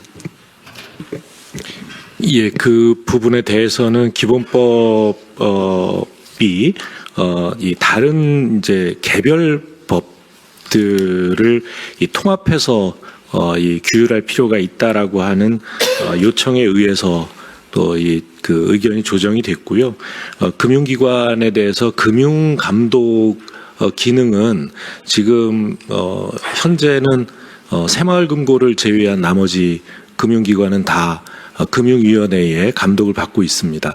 앞으로 이 부분 새마을금고에 대해서도 금융위원회의 통제와 감독을 강화해 나갈 계획이기 때문에 지금 그 사회연대 경제와 관련해서는 이 금융업 분야에 규율을 하겠다라고 하는 것이 아니라 건전성 감독이 아니라 그 이외의 연대경제 주체로서의 역할에 대해서 이 그 기능을 이 요청받고 있는 부분에 대한 업무를 이 규정하겠다는 거고요. 그다음에 주관 부처 문제는 그동안 각 부처 간의 협의를 통해서 행안부가 이제 총괄을 하고 지금 오늘 그런 관점에서 이제 국무회의에 보고가 이루어졌다는 말씀드립니다. 또 다른 의견 있으신가요? 네, 사회연대경제의 지속 가능성 관련해서 제가 두 가지만 좀 제안드리고 싶은데요. 지금 사회적 기업 같은 경우는 그동안 이제 정부 지원이 이루어졌었는데 지속 가능성 측면에서는 좀 부정적인 결과들이 많이 있거든요. 반면에 이제 협동조합 같은 경우는 상당히 지속 가능하게 유지되고 있고 여기는 이제 좀 지배구조 중심의 카테고리다 보니까 영리 추구를 좀 효율적으로 하는 면도 있는 것 같고요. 그래서 저는 이제 일단 이렇게 여러 유형의 대안적 기업 형태가 이제 하나의 카테고리로 사회연대경제로 이제 포괄된 걸 굉장히 바람직한 방향이라고 생각하고요. 이게 이제 지속 가능하려면 대안적 형태 중에 성공적인 형태가 있고 성공적이지 않은 형태들이 있거든요. 그래서 그런 것들을 좀 어차피 정부가 지원할 때 기업으로부터 어떤 의무를 부여하거든요. 그래서 그 기왕에 그렇게 하는 거면은 정부가 어떤 사회적 연대경제 플랫폼 같은 걸 하나 만들어서 경영 공시하는 기준을 좀 통일적으로 만들고요. 그리고 또 그게 이제 하나의 제안이고요. 그래서 경영 공시를 아주 통일적인 양식에 따라서 할 수 있게. 두 번째 제안은 어차피 이 기업들이 사회적 성과라는 미션을 수익 창출을 통해서 달성하는 게 기본적인 영업 형태거든요. 수익 창출도 분명히 있습니다. 그러니까 사회적 성과라는 미션을 수익 창출로 달성하는데 그러려면 사회적 성과에 대한 표준이 좀 필요하다고 생각합니다. 그래서 우리가 그린 텍사노미 같은 거 그리고 ESG 공시 표준 이런 것들이 요 사회적 연대 경제에 만들어지면 좋을 것 같습니다. 사회적 성과에 대한 어떤 체계를 좀 만들어서 만들 것을 제안드립니다. 네. 자, 그러면은 요 논의는 대략 마무리하고 그다음 부처복으로 넘어가려 하는데요. 제가 우리 국무회의 시작하면서 생중계한 중에 제 생각에는 국민들께서 제일 저거 진짜 뭐지 하고 흥미로울 가능성이 높은 게 사회연대 경제하고 햇빛소득 마을일 거라고 생각됩니다. 그래서 이게 실제로 38,000개씩 2,500에서 늘리려면 대대적인 교육이 필요한데 읍면장 포함해서 이런 분들한테 그래서 지금 요 다음에 발제하시는 거 포함해서요. 이거 정말 대대적으로 사례를 구체적으로 뭐 온라인이든 아니면 오프라인이든 교육할 수 있는 그 방법을 집중적으로 먼저 좀 연구를 해주시는 게 필요할 것 같습니다. 그 바람이 한번 불어야 한 군데서 이게 성과가 좀 확산되기 시작합니다. 그러니까 나한테 혜택이 오고 동네 발전에 진짜 도움이 되고 국가 경제에도 도움이 된다는 사실을 사실은 모르죠 잘. 모르거든요. 그 가봐야 알거든요. 근데 가서 말씀 들어보면 진짜 이거 쏙 들어오거든요. 그래서 그 부분을 좀 제일 먼저 그게 그 교육의 바람을 한번 하는 방법을 좀 만들어 주십시오. 그거 연관된 부처 보고인데요. 바로 햇빛소득마을 전국 확산 방안 행안부 장관님께서 이어서 보고해 주십시오. 취지를 설명 많이 했으니까 좀 요점 중심으로 해 주십시오. 예, 행안부 장관입니다. 대통령 지시로 농식품부 기후부와 함께 마련한 햇빛 소득마을 전국 확산 방안을 보고 드릴 텐데요. 추진 배경과 대략적인 것은 이미 사회연대 배역적으로 설명 좀 해주세요. 처음 보는 분도 있을 테니까. 네네. 계략적으로 말씀드리겠습니다. 정부는 마을 공동체가 태양광 발전소를 설치 운영함으로써 이 에너지 자립을 달성하고 그 수익을 이제 주민 복리 증진에 활용하는 그런 햇빛 소득 마을을 전국적으로 이제 확산시킬 계획을 이제 세우게 되었습니다. 이를 위해서 이제 행안부는 총괄 조정 역할을 하고요. 그다음에 농식품부와 기후부가 햇빛 소득 마을, 또 기후부에서 보고한 대로 바람 소득 마을, 이 에너지 이 자립 마을인가요? 예, 이런 그 마을의 형태를 통해서 에너지 산업을 이 산업의 투자를 통해서 이 그 마을 소득을 늘리는 그런 그 추진 체계를 만들고요. 그래서 지방 정부와 협업을 설명이 더 헷갈려 버리는데. 예. 그렇습니까? 네.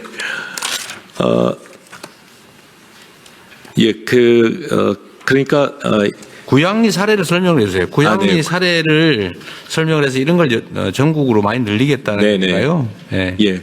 구양리는 구양리에 거주하는 67개 가구가 햇빛 두레 발전 협동조합을 만들어서 태양광 발전소에 투자를 했습니다. 주민들이 자발적으로 투자를 하고 거기에서 얻어진 수익을 마을 주민들의 소득으로 나누고 또 그 다음에 이제 판매 수익을 공공으로 이렇게 이 마을의 어떤 마을회관 점심 제공이라든가 마을버스 운영이라든가 이런 공익적인 목적에 사용을 하는 그런 아주 모범적인 사례가 되었습니다. 이것을 전국적으로 이제 확대해 나가는 것을 통해서 그 신재생 에너지의 보급과 함께 농촌 지역 또 농어촌 지역의 그 소득 증대에도 기여를 하자라고 하는 취지에서 구상이 되었고요.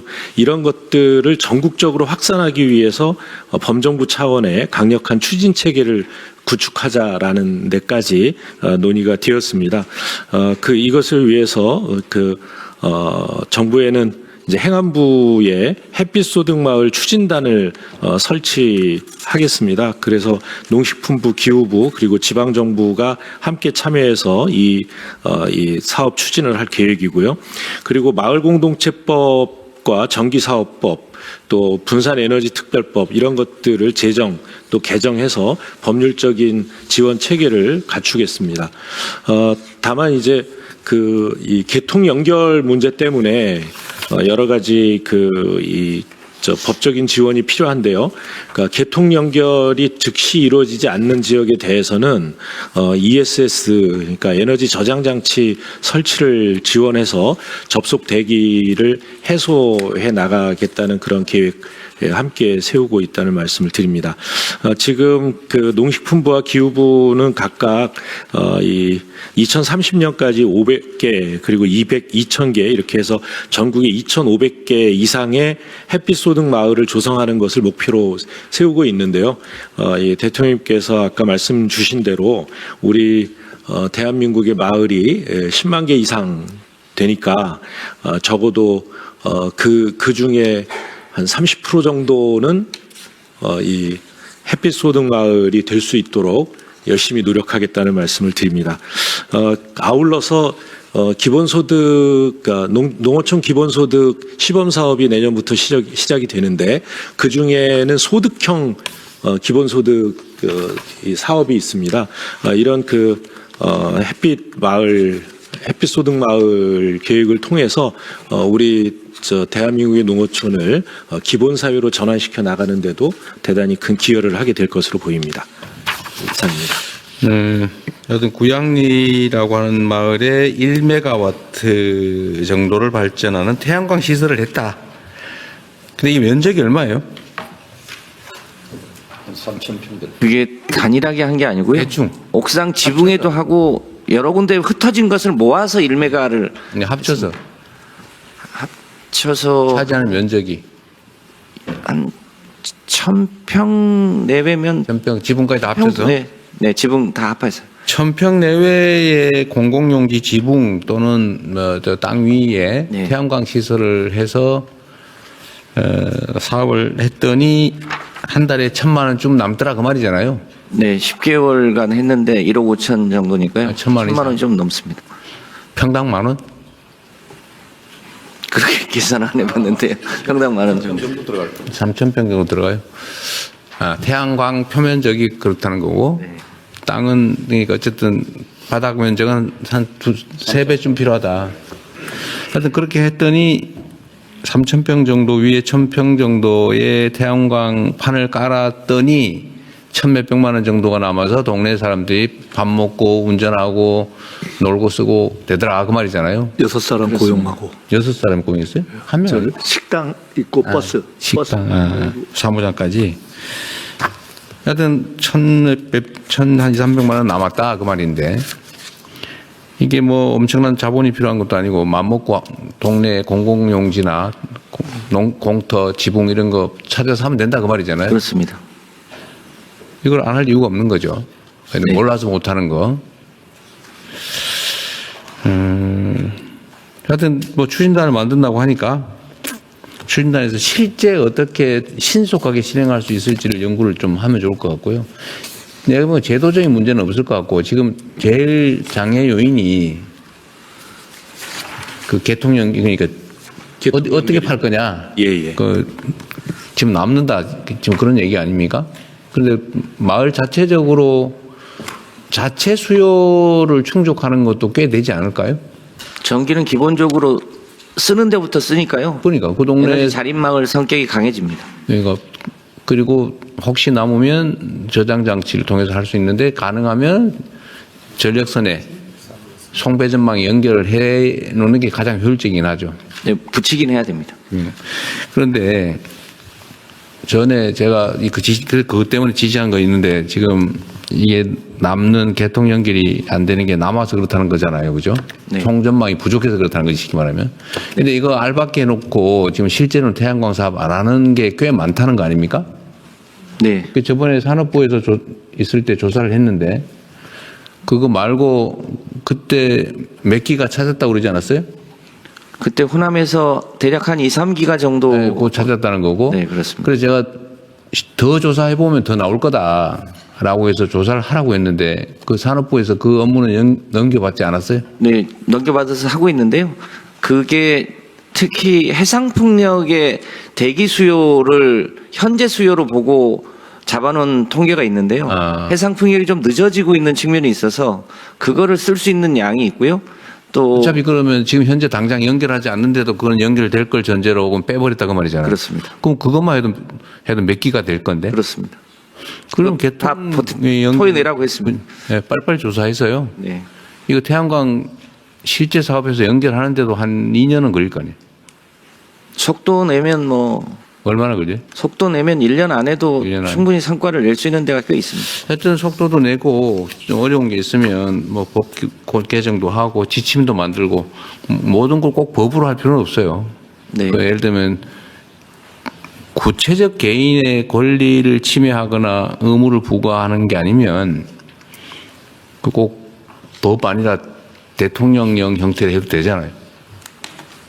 우리 법제처장님 국민의 권리 의무를 구체적으로 침해하는 게 아니면 그 기존의 법률 자체가 그 송배전망을 그러니까 이런 전기 시설들을 차별 없이 이용할 수 있도록 해야 된다는 조항이기 때문에 요거를 그 예외적으로 마을 공동체 또는 지역 사회가 주도하는 기업의 경우에는 우선적으로 그러니까 송배전망의 안정을 해치지 않는 선에서는 우선적으로 예외적으로 허용하는 그 법률안이 지금 제출돼 있습니다. 근데 법률 없이도 공익 목적으로 하는 건데 무슨 이미 있는 거에 우선적으로 하는 것도 안 된다는 거예요. 그 다른 사람을 빼고 하라는 거라면 혹시 모르겠는데 그냥 있을 때 여기 먼저 해주는 거 그게 무슨 법에 위반됩니까? 그러니까 이미 그 좀 여유가 있으면 괜찮은데 여유가 없을 때 딴 거 빼려면 법이 필요하다. 뭐 그것까지 갈 것 같지는 않으니까요. 내년 상반기 중에 최대한 빨리 법을 개정하면 차질이 없을 것 같습니다.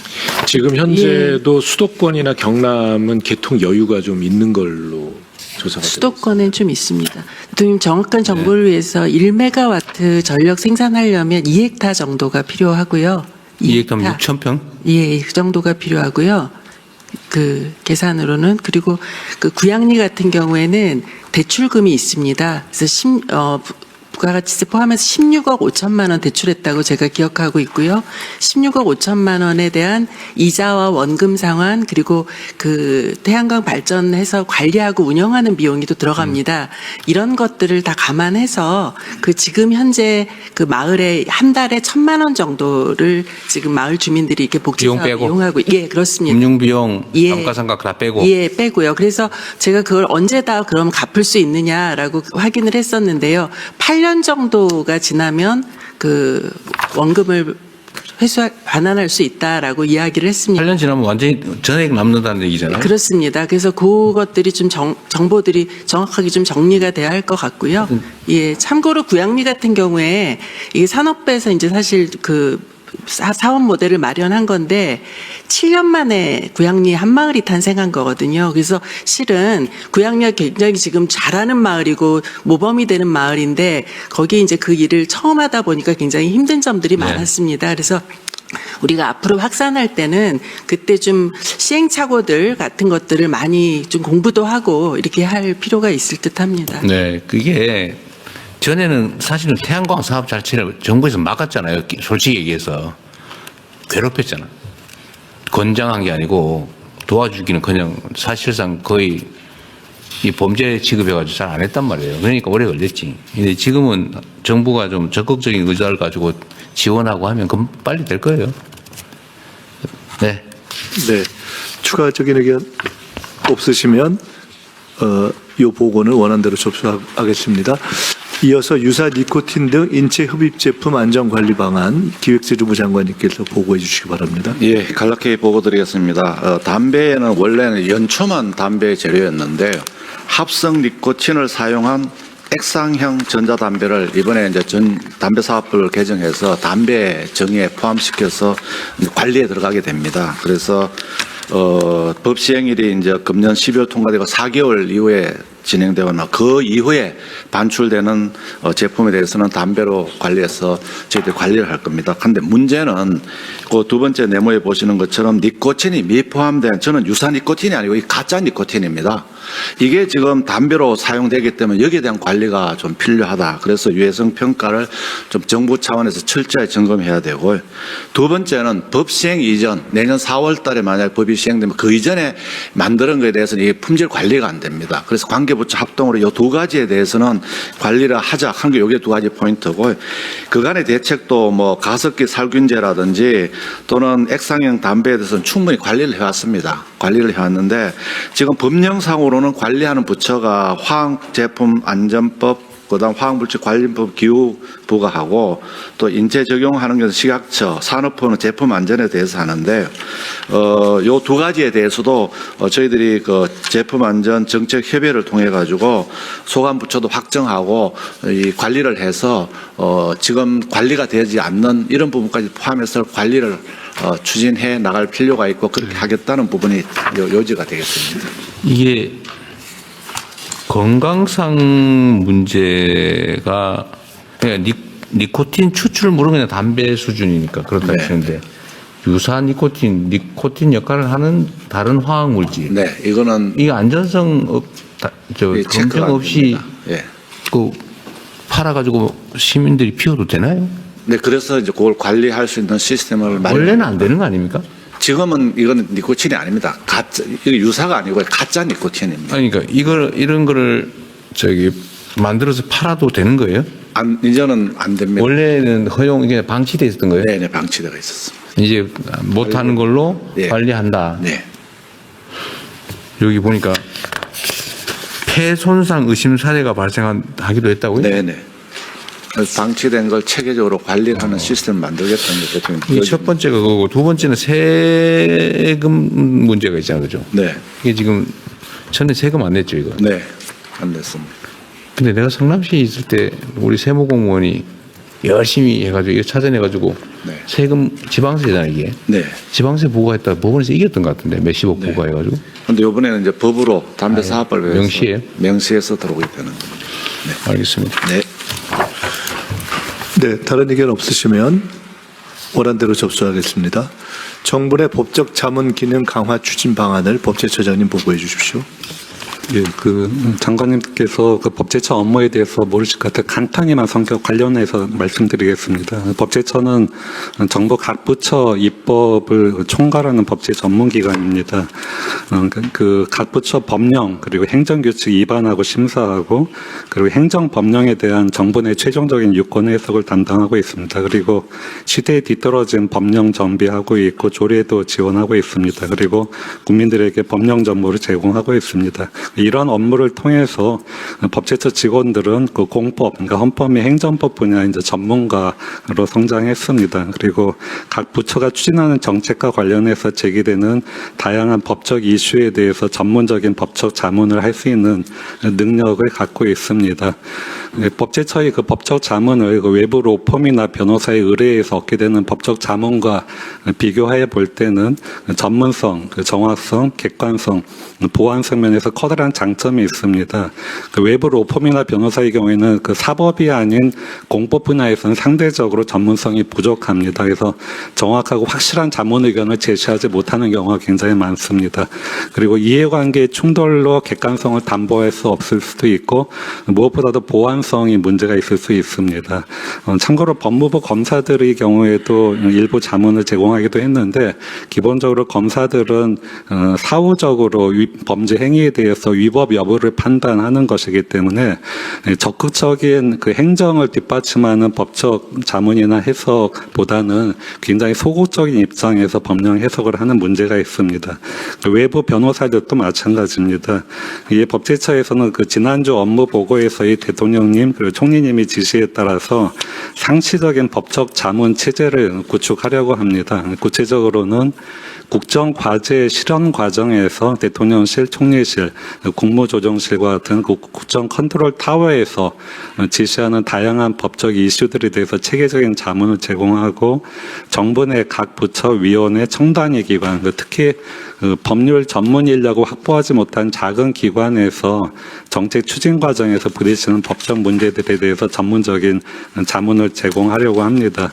이를 위해서 법제처는 법적 자문 전담기구로 10명 규모의 일단 과단위 조직을 신설하고 아울러서 기존의 23개 소관 부처별 법제관실에 한 사람씩을 충원해서 신설된 조직하고 이 법제관실이 협업해서 체계적인 법적 자문을 제공하려고 합니다. 아울러서 이러한 법적 자문에 따라서 수반되는 기획 법령 정비를 위해서 법령 정비과 한 개를 신설하려고 합니다. 이와 같이 확충된 조직이나 인력은 대통령실, 총리실, 국무조정실 그리고 각종 TF 경우에 따라서는 각 부처에 법률 전문가 파견될 수 있는 인력 풀로도 활용될 수 있을 것입니다. 그래서 이와 같은 전담기구 설치 및 인력의 충원을 요청드리는 바입니다. 이상입니다. 네. 네. 다른 의견 있으실까요? 없으시면 원안대로 접수하겠습니다. 다음은 공무원 특별성과 포상금 제도입니다. 행안부 장관님 보고해 주십시오. 네, 보고 드리겠습니다. 특별한 성과에는 특별한 보상이라는 원칙을 공직사회에 뿌리내리기 위해서 공무원 특별성과 포상금 제도를 운영하게 된다는 보고를 드립니다. 이 제도는 각 기관장이 이제 일상적인 직무 수준을 뛰어넘는 특별한 업무 성과를 달성한 이 공무원을 선정해서 1인당 최대 3천만 원 범위에서 포상금을 지급할 수 있도록 한 것입니다.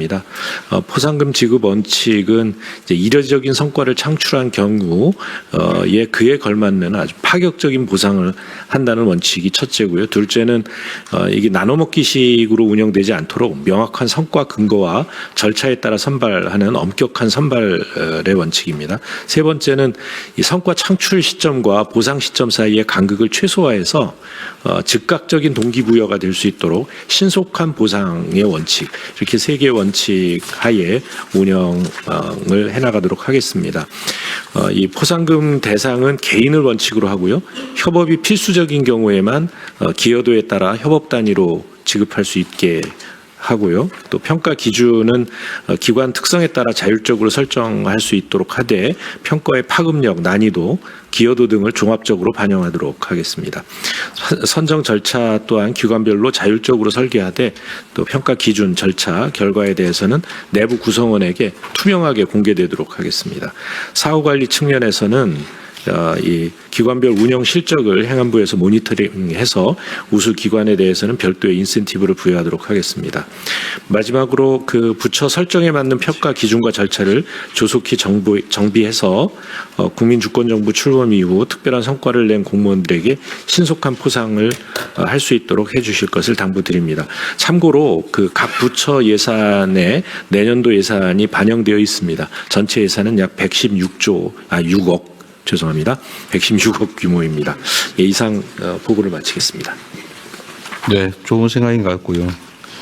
그 관련해서 지금 공직사회 안에 보면 사실 공직자들의 제일 중요한 관심사는 승진인데 이 승진이 적체가 되다 보니까 사실 이런저런 불만도 많이 나오고 그러잖아요. 또 한편으로 이런 게 있습니다. 이 공직자로서 부적격인 사람도 상당히 있어요, 사실. 특히 고위직이 되어 있고 정치에 휘둘릴수록 능력은 없는데 연줄로 버티는 이런 경우들이 꽤 있어서 이 점에 대한 문책이나 이런 것도 좀 엄정하게 좀 해야 될 것 같습니다. 포상 당연히 해야죠. 그리고 우리가 정책 감사도 없애서 정치적 이유에 의한 그 먼지털이식 이런 것도 이제 못하게 만들었는데 또 한편으로 보면 그 속에서 이 무능하고 무책임하고 애정, 국가에 대한 충성심도 국민에 대한 애정도 없이 자리만 차지하고 그런 사람들이 없지 않단 말이에요. 근데 보면 이 감시나 징계나 이런 문책이 매우 너무 온정적인 측면이 있습니다. 그러니까 우리가 성과에 대한 포상도 매우 미약하지만 또 예를 들면 부정행위나 이런 부적격 행위에 대한 문책도 매우 부족해요, 사실. 약해. 그러니까 뭉뚱그려가지고 애매모호해요. 좀 선명하고 투명하고 이래야 되는데. 그래서 이 복지부동을 없애서 우수 성과자에 대해서 포상도 하고 인사상 이익도 명확하게 주되 이 부정 또는 부패행위 무능에다가 이 특히 그 조직의 문제를 일으키는 그런 그 정도 사람도 꽤 많거든요, 사실은. 우리가 서로 쉬쉬하는 거지 모른 척하고. 거기에 대해서는 감시나 징계를 좀 엄정하게 했으면 좋겠습니다. 그리고 내가 또 붙여서 하나 말씀을 드리면 이게 뭐 천사들이 사는 세상은 아니니까요. 근데 꼭 그 문제를 일으키는 사람들이 있습니다. 알면서 나쁜 짓 하는. 각 부처의 그러니까 감사 기능이 다 있잖아, 그죠? 각 부처에. 그 감사 기능을 좀 강화들을 좀 하십시오. 우리가 이제 매우 자율적으로 조직 운영을 할 거고, 그 다음에 평가도 좀 잘할 거고, 또 투명하게 국민들한테 행정을 최대한 공개를 할 거고, 각 부처도 최대한 공개를 좀 하세요. 제가 이 공개하는 게 뭐 일부러 다른 의도가 있어서 그런 게 아니고 이건 국민이 하는 국정이기 때문에 국민들한테 알려야 돼요. 그래야 평가가 객관적이고 공정하게 되죠. 각 부처도 최대한 많이 알리세요. 그리고 그 일을 직접 담당하는 공직자들도 최대한 자유를 보장하되 어쨌든 랜덤으로 좀 이렇게 부정기적으로 이 감찰 기능도 좀 강화해서 정말 평소에 열심히 일하는 사람들이 존중받고 또 사고 뭉치들은 좀 곤란해가지고 한번 걸리면 아주 엄정하게 책임을 반드시 물어야 됩니다. 그래야 조직의 기강이 살아요. 신상필벌이 정말로 중요하거든요. 인사도 공정하게 해야지만 잘못한 데 대해서 엄정하게 책임을 물어야 된다. 이걸 꼭 부탁드립니다. 어쨌든 감사 기능을 좀 강화를 하시고 유능한 감사 인력을 투입하고 그 최대한 자율성을 보장하되 감사나 이런 걸로 문제가 되거나 아니면 뭐 언론이나 이런 데서 지적이 대체적으로 엉터리도 꽤 있긴 한데 대체적으로 문제가 있으니까 지적하는 거거든요. 그런 거 잘 찾아내시고 어쨌든 문책도 엄하게 하자.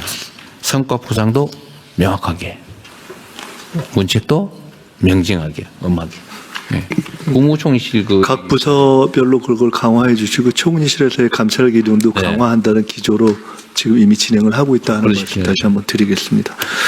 자, 그러면은 이견이 없으시면은 공무원 특별성과 포상금 제도도 원안대로 접수하겠습니다. 그리고 이상으로 부처 보고를 마치고 의안심의로 의안심의 하기 전에 이제 한두 개만 좀 추가로 각 부처에 얘기 좀 하겠습니다.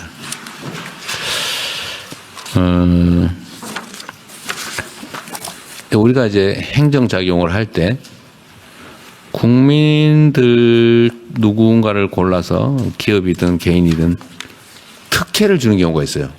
그런 거 보통 이제 특허라고 말하죠. 또 허가, 인가, 면허 이런 것도 사실 그런 경우가 있습니다. 그러니까 모든 사람한테 기회를 안 주고 특정인에게 기회를 주기 때문에 엄청난 혜택이 되는 경우가 있어요. 그게 뭐 소소하면 괜찮아요. 근데 특혜라고 믿어질 정도로 심각한 이익을 주는 경우가 있으면 이거를 특정 개인한테 주는 게 과연 타당하냐를 고민을 꼭 해주세요. 아까 얘기한 대로 저는 최대한 국민 모두에게 아니면 국민 다수에게 혜택을 나눠주는 게 맞다고 생각합니다. 그 중에 하나가 예를 들면 이런 거예요. 전에도 우리 한번 얘기했던 건데 그 남산에 그 케이블카 있잖아요. 그 60몇 년 동안 하고 있다면서요. 땅 짓고 헤엄치기로. 왜 거기서 특정 개인이 그걸 다 수십 년간 그런 특혜를 누립니까? 그 아마 그 시정 조치를 준비하고 있을 텐데 예를 들면 그렇다는 거예요. 사소한 얘기긴 한데 제가 하다 보니까 버스 면허 있잖아요. 버스 노선 면허 내주잖아요. 면허. 그것도 버스 한 대, 노선 한 개면 버스가 여러 대가 투입되잖아요. 그 버스 한 대에 권리금이 막 수천만 원씩 하더라고요. 그 노선 하나를 내주면 버스가 여러 대니까 수억짜리예요. 그 노선이 좀 길거나 이러면 좋은 노선을 이렇게 손님 많은 노선으로 그려주면 그것도 공무원 권력이던데 그렇게 해서 하나 신규 노선을 내주면 그 수십억짜리. 사실은 우리 국민들이 보실 때는 특별한 관심이 없지만 그런 걸 왜 특정 개인한테 내주냐. 이게 다 부패의 원인이거든요. 그러니까 그 권력 자리 차지하면 그런 나쁜 짓, 그건 엿바꿔 먹을 수 있으니까 그 때문에 그렇게 싸우고 난리인데. 근데 이거를 개인한테 주는 것보다는 아까 얘기한 대로 예를 들면 다수의 국민들한테 기회를 준다든지 아니면 공익적, 사회적 경제, 공익 활동을 하는 거기다 면허를 주든지 이러면 별로 모두가 행복하지 않습니까? 그래서 이 인가, 허가, 면허 이런 국가의 어떤 권능을 이용해서 뭔가 기회를 특정 소수한테 주어서 특혜가 발생하는 거는 좀 특별한 고려를 좀 해주시면 좋겠습니다. 각 부처에서. 저는 제가 그 면세점 있잖아요. 요새는 면세점이 장사가 별로 안 된다더라고요. 옛날에 면세점 자체가 엄청난 막 수십억, 수백억 특혜일 때가 있었어요. 그걸 왜 특정 개인한테 주냐고요. 그러니까 대통령한테 로비하고 막 감옥 가고 그러지. 그런 것도 예를 들면 소상공인연합 조합이잖아요. 그런 데다 주면 좋잖아요. 그 국내 중소기업 소상공인들한테 기회를 주면 그것도 특정 개인한테 문제니까 예를 들면 그 경쟁이 치열하거나 이럴 때는 거기다 주면 되지. 면허권을. 그 자체로 수십억 수백억이 생기잖아요. 그래서 모든 행정행위를 할 때 하여튼 그 행정의 효과가 특정 개인 또는 특정 기업이 아니라 모두에게 기속될 수 있는 길을 최대한 찾아주시기 바랍니다. 언제 기회 되면 그런 것도 한번 스크린 한번 해보면 좋을 것 같아요. 그냥 다 맡겨놓을 게 아니고. 또 하나는 지금 시간이 없어서 못했는데 이 계곡 정비를 저보고 빨리 왜 저기 경기도에서 해놓고 전국으로 안 하냐 이런 비난을 저한테 하는 사람도 있어요. 근데 지금 사실 대통령이 그거 단속하러 다니기 좀 그래 사실은. 그러나 뭐 행안부가 하든지 국토부가 하든지 아니면 뭐 국립공원 이런 데도 꽤 그런 게 있나 보더라고요. 예, 그래서 저 지난 여름부터 계속 하고 있어요? 하고 있습니다. 네. 근데 저한테 자꾸 왜 안 하냐고 자꾸 항의하니까. 저 정확한 수치적으로 이행률이 한 70% 정도까지 오는 그래요? 것 같은데요. 예. 이것도 한번 기획을 해가지고 정리를 한번 해보시면 어떨까 싶어요. 예, 다시 한번 어디 가든지. 예. 행안부가 지방정부하고 같이. 그래요? 어쨌든 이것도 기획해서 한번 정리를 한번 했으면 좋겠습니다. 네. 네. 저희가 지금 1시 반 다음 또 오후 업무 회의가 있어서 아주 신속하게 진행해야 될 것 같습니다. 최대한 그 제안 설명을 말소리가 중요할 것 같아요. 제안 설명을 요점 정리 중심으로 좀 잘 해주십시오. 정부로 이송된 법률의 공포안을 심의하겠습니다. 제1680호부터 1714호까지 35건 안건을 일괄 상정합니다. 법제처장님 제안 설명해 주십시오. 예,